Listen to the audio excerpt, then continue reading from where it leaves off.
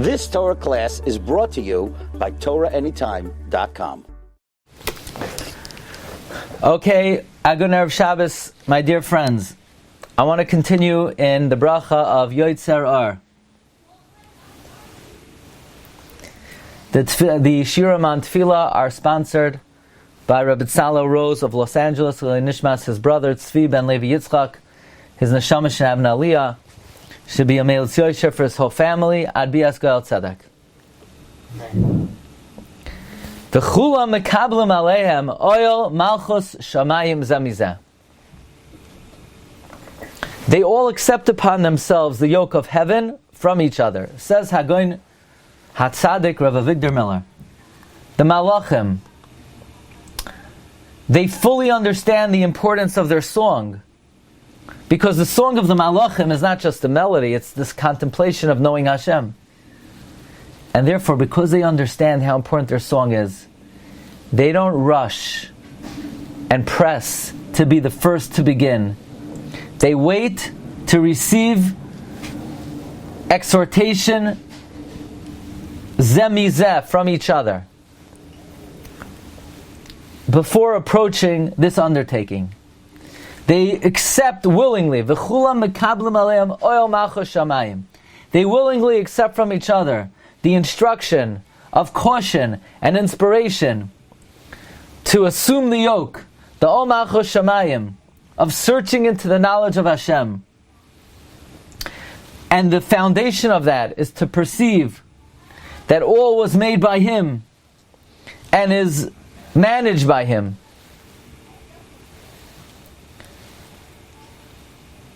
Rav Miller writes, the yoke of the kingdom of heaven is a fundamental aspect of the service of Hashem. And that's the purpose of the Yotzer blessing. In other words, like this. This is very important to bear in mind. We say this long bracha praising Hashem for the light. Why? Are we merely just trying to recognize that Hashem created the light? Are we just trying to understand the greatness of Hashem's wisdom? No. The purpose of recognizing the wisdom of the phenomenon of the world is to be mekabel oil malchus shamayim.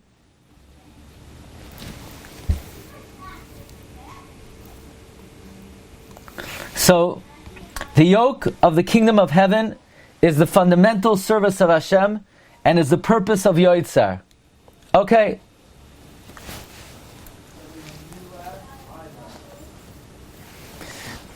In other words, we don't just study Hashem in nature to recognize, oh, Hashem is mighty, Hashem is powerful, Hashem is wise. The purpose of recognizing the greatness of Hashem is to accept the yoke of heaven upon us. They give permission to each other. They don't act hastily. They don't put themselves forward, but they wait to take counsel from each other. They don't want to begin until the other malach sitting next to them says, okay, yeah, you have permission to start. Now it doesn't say they take permission, they give permission. And this is a very important principle. It shows their consent and their willingness in the work of their associates. Meaning, very often people who are involved in the service of Hashem, Rabbeim, Rabbanim, Rosh Yeshiva, they love to teach, they love to give shiur, but they don't want to let someone else, Chas v'Shalom, compete with them. Well, wait a second, why not? Are you in it for yourself, or are you in it for the boss?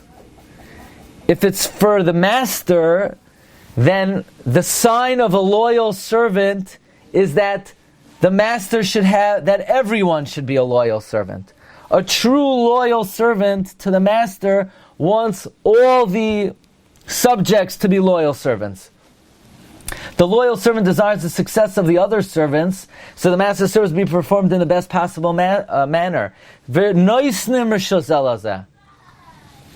Lahakdish liyotzram benachas ruach, to declare the holiness of the Creator with calmness. Why do they make such preparation and they exercise such caution? They do it with calmness. because their work is the most important in the world. The study of the perfection. Holiness means perfection. And why are they motivated to study His perfection? Because He created them. So they have to study His perfection out of gratitude for Him. So they stand ready to serve Him with all their strength. But despite how eager they are to show their devotion, they don't lose sight of His greatness, and therefore they don't speak hastily, but with calmness, due to their great fear, and because of their burning love to serve Him. Besafa berura uveneima, with clear and pleasant language.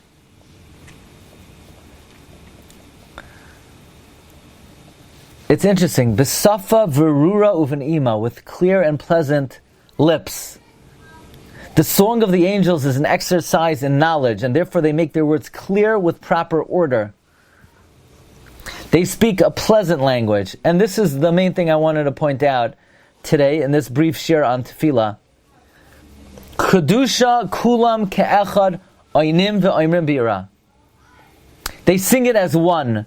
No one speaks too soon, too late, louder, lower. They all perform it in fear and in courtesy.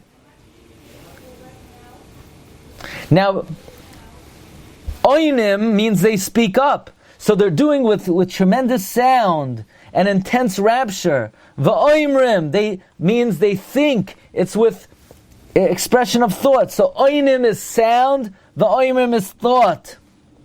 Says Rav Miller, from here, from the Malachi Asharis, we perceive the tremendous manners and derech eretz with which they praise Hashem. Number one, they accept the yoke of heaven, not on their own, but from each other.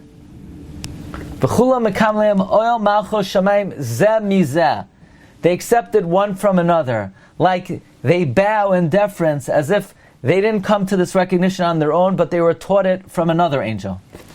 And they give permission to each other.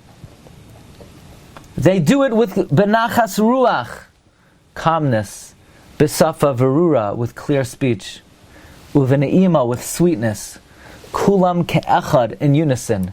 6 aspects of derech eretz. Number 1, they accept from each other guidance, influence, and enthusiasm. Number 2, they don't speak unless their comrades give permission. Number 3, they speak gently. Number 4, they speak clearly. Number 5, their tone is pleasant.